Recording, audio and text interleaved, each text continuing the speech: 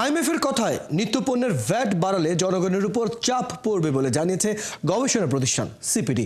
বুধবার বাংলাদেশের অর্থনীতি 2024-25 সংকটময় সময় প্রত্যাশা পূরণের চ্যালেঞ্জ শীর্ষক এক গবেষণাপত্র উপস্থাপন করে সিপিডি আরও বলছে, চাঁদাবাজি এবং আইন শৃঙ্খলা পরিস্থিতি নিয়ন্ত্রণে ব্যর্থতার জন্য নিত্যপণ্যের দাম কমানো যাচ্ছে না। জনগণকে স্বস্তি দিতে এবং বিনিয়োগ বাড়াতে হলে ঘোষিত রোডম্যাপের মধ্যেই নির্বাচন হওয়া জরুরি বলছে সিপিডি। জাহিদুল ইসলামের প্রতিবেদন।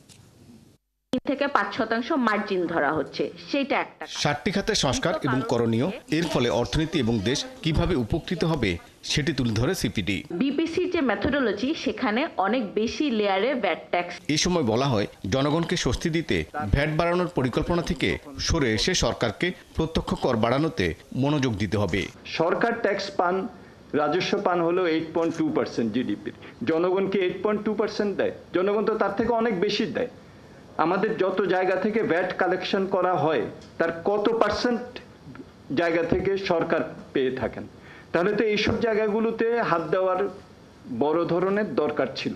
আইএমএফ আমার মনে হয় না যে বলে দিয়েছে যে তোমরা অপ্রত্যক্ষ করের মাধ্যমে তোমরা টাকা তোলো। আইএমএফ এর যেটা ছিল সেটা ছিল যে 0.5% জিডিপির প্রতি বছর বাড়াতে হবে। বর্তমান পরিকল্পনাগুলো বাস্তবায়ন করে এলডিসি গ্রাজুয়েশন করাই ভালো বলছে সিপিডি।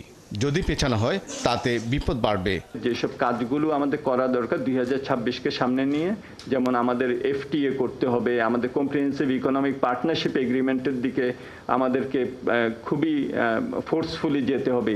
এই কাজগুলি, তারপরে ইনসেন্টিভগুলোকে চেঞ্জ করতে হবে, ডোমেস্টিক ট্যারিফ পলিসির মধ্যে বড় ধরনের পরিবর্তন আনতে হবে। এগুলো যদি আমরা ডেফার করি তাহলে কিন্তু আমরা একটা সমস্যায় পড়ব। বর্তমান সময়ে কর্মসংস্থান এবং ব্যক্তি খাতে বিনিয়োগ কমেছে।